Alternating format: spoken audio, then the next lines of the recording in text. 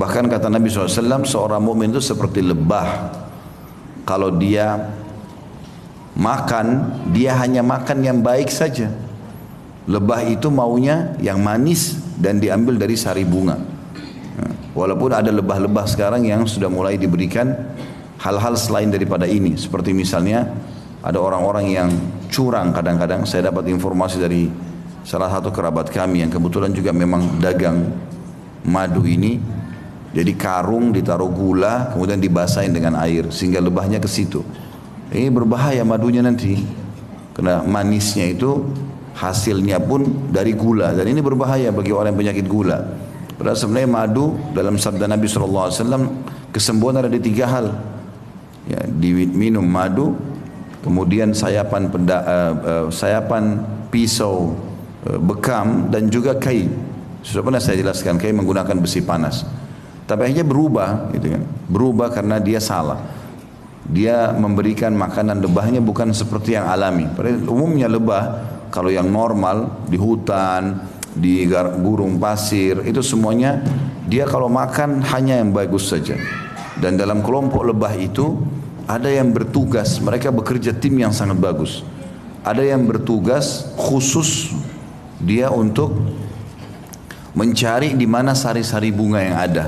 Dan kalau dia sudah dapat, dia akan pulang ke teman-temannya. Dia tidak ambil dulu, dia pulang ke teman-temannya. Lalu dia memberikan isyarat kalau di sini arahnya, di sini arahnya. Barulah semua lebah-lebah pada datang ke sana, baru mereka rame-rame memakan. Dan tidak ada lebah satu sama yang lain yang mengambil jatah yang lainnya. Maka lebah, kata Nabi SAW, kalau makan hanya makan yang baik saja, manis dan dari sari bunga, gitu kan. Kemudian kalau dia memberi, dia hanya memberi yang terbaik.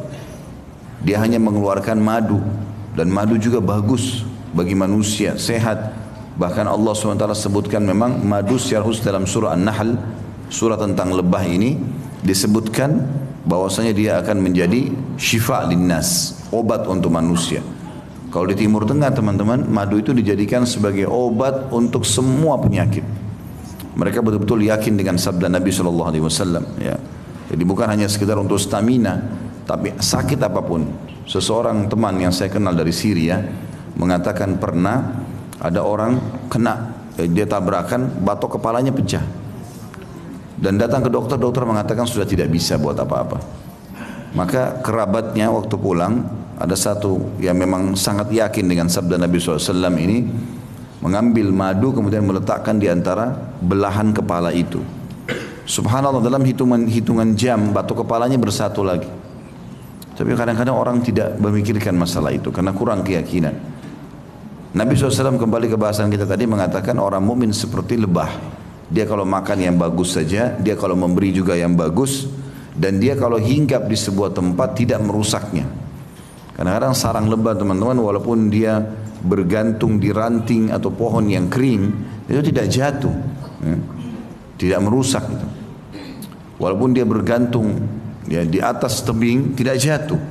Padahal sebenarnya bisa jatuh karena beratnya, banyak madunya gitu kan. Tapi subhanallah, kuasa Allah, Allah kasih begitu. Jadi tidak mengganggu yang lainnya. Dan penutupan kata Nabi SAW, kalau dia diganggu, sengatannya mematikan. Itu ciri seorang muslim. Selalu memberi yang terbaik. Ya. Selalu juga kalau punya pendapatan hanya yang terbaik, tidak mengganggu orang lain.